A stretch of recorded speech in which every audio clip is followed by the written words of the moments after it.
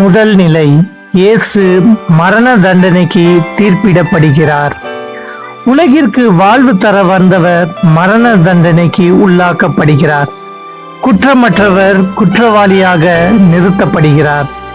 பிலாத்து தன் அதிகாரத்தையும் கௌரவத்தையும் காப்பாற்றிக் கொள்ள இவரிடம் எந்த குற்றம் காணவில்லை என்று அறிந்த பிறகும் மக்களின் கூச்சலுக்கு பயந்து இயேசுவை சிலுவையில் அறைய ஒப்புவிக்கிறான்.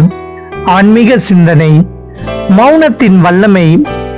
தம்மீது அடுக்கடுக்கான பொய் குற்றங்களை சுமத்தப்பட்ட போதும் இயேசு அமைதியாக இருந்தார். இந்த மௌனம் பலவீனத்தின் அடையாளம் அல்ல, அது கடவுள் மீது அவர் கொண்டிருந்த அசைக்க முடியாத நம்பிக்கை.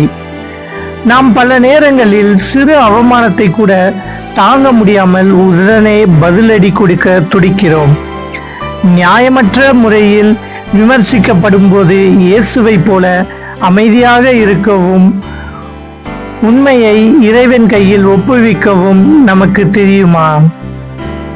பிலாத்து கை கழுவுதல்.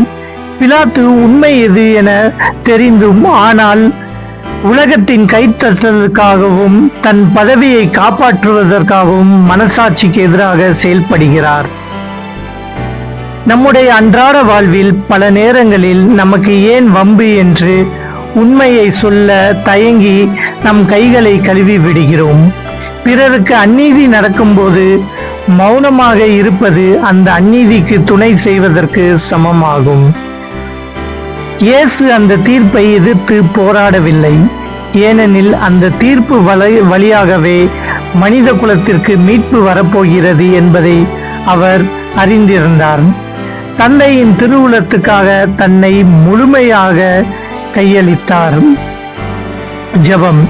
எங்களுக்காக தீர்ப்பிடப்பட்ட இயேசுவே, நீர் அந்த அநீதி தீர்ப்பை அமைதியோடு ஏற்றுக்கொண்டது போல நாங்களும் மற்றவர்களை எங்களுக்கு எதிராக தீர்ப்பிடும் போது நாங்கள் அதை அமைதியுடன் ஏற்றுக்கொண்டு உமது திருவுளம் நிறைவேற்ற வேண்டும்படி எங்களை முழுமையாக உம்மிடம் சமர்ப்பிக்க வேண்டும் என்று உம்மை மன்றாடுகிறோம்.